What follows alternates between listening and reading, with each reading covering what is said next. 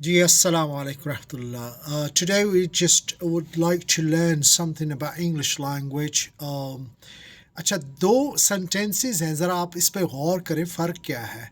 फिर उस फ़र्क की हम थोड़ा सा एनालिसिस करते हैं और उस फ़र्क की साथ साथ हम थोड़ा सा ग्रामर को समझ जाएंगे। एक सेंटेंस है सेंटेंस नंबर 1 कि मेरा उस्ताद शफीक है। सेंटेंस नंबर 2 जो है शफीक मेरा उस्ताद है। पहला जो सेंटेंस है और दूसरा सेंटेंस है, दोनों में कितने अल्फाज हैं आप देखें। मेरा उस्ताद शफीक है 5, यही 5 वर्ड्स दूसरे सेंटेंस में भी हैं। फ़र्क क्या है तो 5 लफ्ज़, यही 5 लफ्ज़, और वो भी दूसरे में भी यही 5 लफ्ज़, लफ्ज़ भी वही हैं, अल्फाज भी वही हैं, लेकिन फ़र्क क्या पड़ा, मायने बदल गए। पहले जुमले के और मायने हैं और बहुत ही फ़र्क है, दूसरे जुमले के और मायने बड़ा फ़र्क है। ये कैसे हुआ ये फ़र्क? तो क्या तब्दीलियाँ आई हैं? इसी तरह दुनिया की कोई भी लैंग्वेज हो, इंग्लिश हो, अरबिक हो, उर्दू, फ्रेंच, चाइनीज़, जापानीज़, तो उनमें क्या चीज़ें होती हैं जो लैंग्वेज में जिनका ख्याल रखना ज़रूरी है। वो कोई भी ज़ुबान हो, हम इंग्लिश लर्नर के तौर पे अगर देखें तो हम इस पर बात करेंगे तो हम देखेंगे कि एक जुमला ऐसा जिसमें अल्फाज वही रखे लेकिन उनकी तरतीब में हमने फ़र्क कर दिया। दूसरे जुमले में भी वही अल्फाज लेकिन तरतीब पहले जुमले से मुख्तलिफ रही। अब दोनों जुमलों में अल्फाज वही, तरतीब मुख्तलिफ, तो ऐसा कोई भी सेंटेंस हो लैंग्वेज में जिसमें उनकी तरतीब बदल दी जाए, इस तरतीब के निज़ाम को, सारे सेटअप को हम टेक्निकल लैंग्वेज में, लिंग्विस्टिक टर्म में कहेंगे syntactic order. Syntactic order change हो गया फर्स्ट सेंटेंस का और सेकंड सेंटेंस का, और उसमें जो लफ्ज़ हैं, लफ्ज़ को अब लिंग्विस्टिकली स्पीकिंग, ताकि साथ साथ आपको टर्मिनोलॉजी भी थोड़ी सी आ जाए ना। इंग्लिश तो सीखने का शौक़ है लेकिन थोड़ी सी टर्म्स भी आ जाएंगी।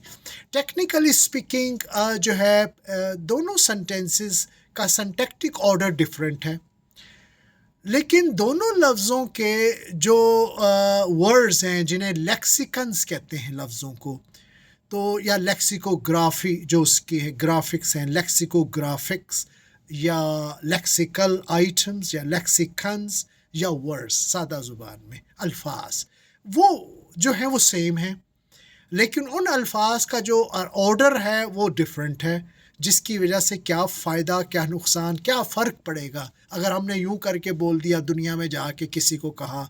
अब आप उर्दू तो जानते हैं, आपको फ़ौरन पता लग गया। अगर आपने किसी को जाके कहा कि Shafiq is my teacher, right, तो वो जो मायने समझेगा, जो फ़हम लेगा, तो उसको टेक्निकल लैंग्वेज में कहेंगे सीमेंटिक्स।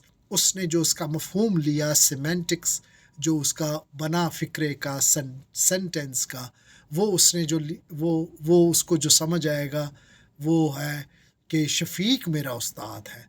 अकबर नहीं है, अहमद नहीं है, जावेद नहीं है, यूसुफ नहीं है, शफीक मेरा उस्ताद है, यानी मेरे उस्ताद का नाम शफीक है।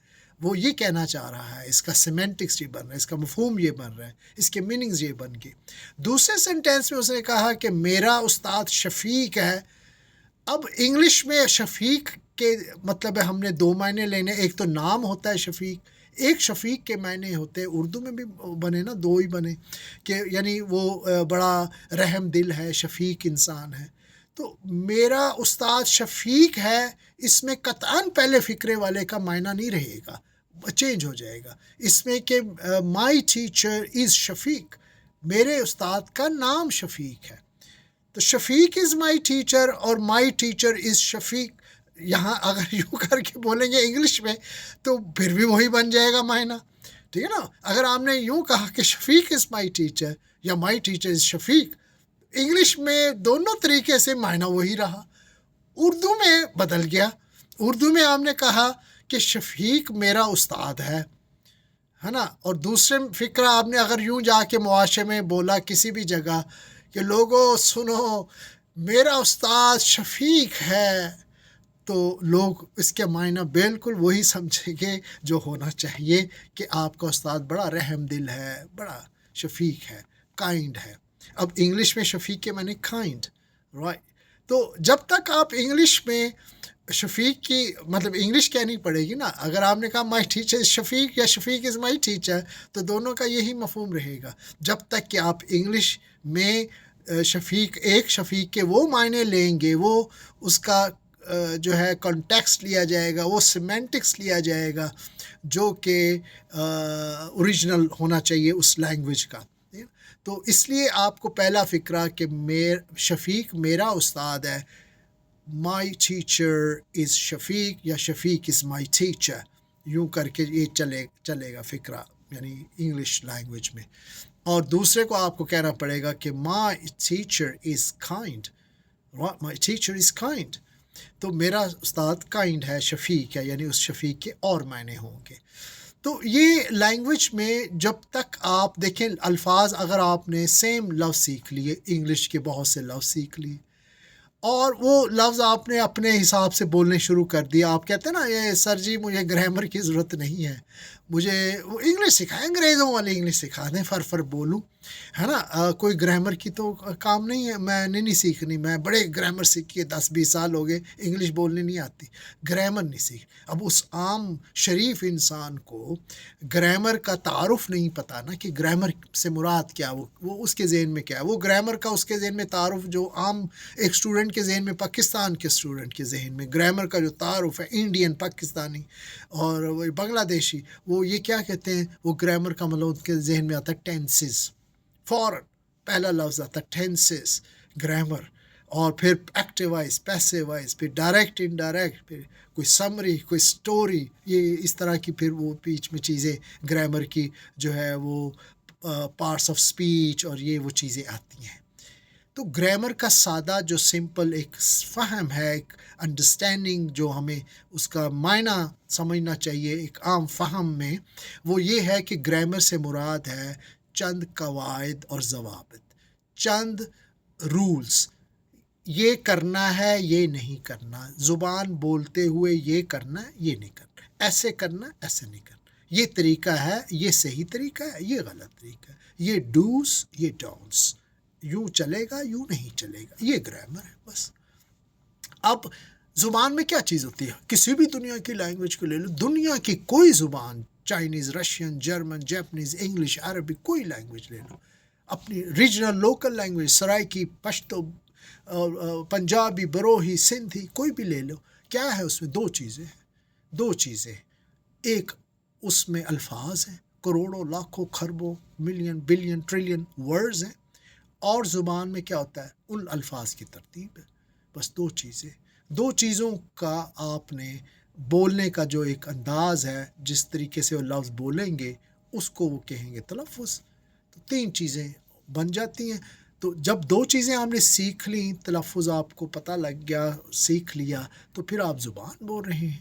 اب اس میں الفاظ جو ہیں بس وہ جب سکھایا جاتا ہے، یار بولتے ہوئے نا ذرا یہ ترتیب کر لینا، یہ نہ کہنا کہ ہر آپ کے ذہن میں ہو کہ میرا استاد بہت ہی رحم دل ہے، اور آپ کہہ دو کہ شفیق میرا استاد ہے، تو یہ تو کچھ اور مطلب بن گیا، رحم دل تو نہ بنا، یہاں تو استاد جی کا نام بتا دیا آپ نے، ٹھیک ہے نا۔ تو جب تک آپ نے ترتیب میں یہ نہیں رکھنا کہ مطلب میں اگر انگلش کی مثال دوں گا تو انگلش میں تو شاید کسی کا نام ہو انگریز کا kind is my teacher and my teacher is kind, تو فرق پڑ جائے گا نا۔ اگر فرض کر لیں کائنڈ ایک نام ہے انگریز کا، تو آپ نے انگریزوں کو جا کہہ دیا کائنڈ از مائی ٹیچر، آپ نے یاد کیا کائنڈ کا لفظ رحم دل، تو وہ نہیں سمجھے گا کہ میرے ٹیچر کا نام کائنڈ ہے۔ تو لہٰذا ترتیب کا خیال رکھنا انتہائی ضروری، ورڈز، لیکسیکل آئٹمز کو جو ارینجمنٹ ہے وہ سنٹیکٹک آرڈرز ہے، یہ 2 چیزیں جو ہے لینگویج میں بڑی امپورٹنٹ ہیں، الفاظ اور ان کی صحیح ترتیب، تو بات صحیح ہوگی، صحیح سمجھ آئے گی، پھر باقی اور دیگر چیزیں بھی بڑی اہم ہیں، جو کہ کنٹیکسٹ ہے، سچویشنز ہیں، پریگمیٹکس ہے، سیمینٹکس ہے، لنگوسٹیکلی speaking, there are so many other things involved in a language learning and language speaking. Thank you very much for your understanding.